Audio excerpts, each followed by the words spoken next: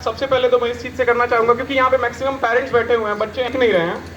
कि हमारे समाज की सबसे बड़ी दिक्कत यही है कि आप लोग बच्चों को बैठा के यहाँ पे आ जाते हैं। ठीक है, अभी मैक्सिमम लोगों के बच्चे उनकी दुकान पे बैठे होंगे और हम फिर उम्मीद करते हैं कि हमारे समाज से ये रहेगा कि बच्चा आईएएस या फिर पीसीएस बनेगा।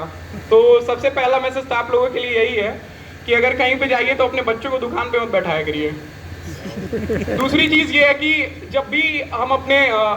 समाज की या फिर ये वैश्य समाज की बात करते हैं तो हमको लगता है कि कुछ समाज के लोग आगे बढ़ रहे हैं, कुछ समाज के लोग आगे नहीं बढ़ रहे हैं, लेकिन हम उस सोच को नहीं देखते हैं जिस सोच से कुछ लोग आगे बढ़ रहे हैं, कुछ लोग नहीं बढ़ रहे हैं। अभी साक्षी ने जो बात कही कि हमारी जो थॉट प्रोसेस है,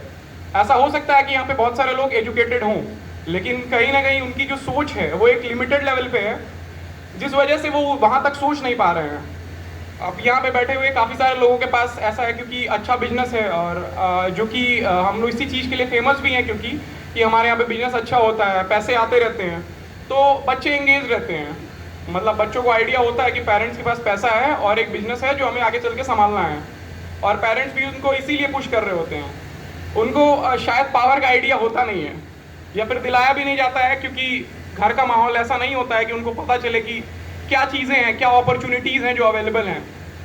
तो सबसे ज़रूरी यहाँ पे जो भी बैठे हुए पेरेंट्स हैं उनसे ये है कि अपने बच्चों को मोटिवेट करिए। अगर वो बाहर पढ़ने जाना चाहता है तो उसको बाहर पढ़ने भेजिए, अगर वो कुछ करना चाहता है तो उसको रोकिए मत, क्योंकि ऐसा हो सकता है कि आपके बिजनेस का जो है शॉर्ट टर्म लॉस हो, उससे हो सकता है कि आपकी एक दुकान बंद हो जाए, एक चल रही हो सिर्फ, लेकिन उससे जो आपके बच्चे का फ्यूचर है वो बन जाएगा, और मुझे लगता है कि लॉन्ग टर्म में आपको फ़ायदा ही होगा उस चीज़ से। और अगर कोई बच्चा पढ़ रहा है और फेल हो जाता है या फिर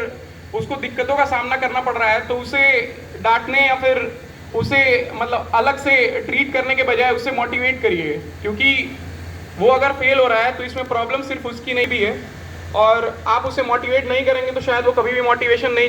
ले पाएगा किसी और से, क्योंकि एक तो हमारे यहाँ पे गाइडेंस भी नहीं है। मैक्सिमम लोग इसके किसी न किसी दिशा में पढ़ाई कर रहे हैं। बाकी यहाँ पे बच्चे जो भी बच्चे बैठे हुए हैं उनको यार मेरा एक बहुत ही सिंपल सा मैसेज है, you might have seen money a lot, ठीक है,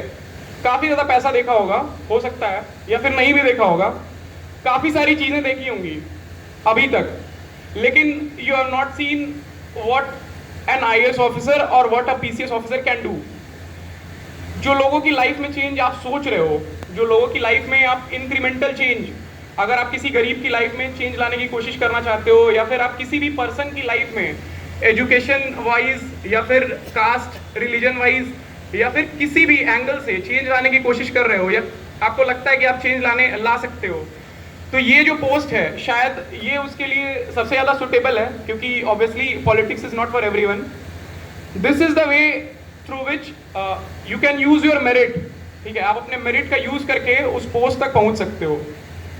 तो मुझे लगता है कि मैं जो यहाँ पे कह रहा हूँ वो काफ़ी सारे लोग इस चीज़ को यहाँ से जाने के बाद भूल जाएंगे, क्योंकि ये result one of the exceptions में से हो सकता है। आज से 5 साल बाद ये पता चलेगा मुझे कि ये एक्सेप्शन है या नहीं है। बस मेरा यहाँ पे बैठे हुए सारे लोगों से बस एक ही निवेदन है कि कोशिश करिए कि जो शुरुआत शायद मैंने की है वो यहाँ रुके मत, और इसमें मुझे लगता है आप सबका योगदान सबसे ज़्यादा महत्वपूर्ण है। धन्यवाद।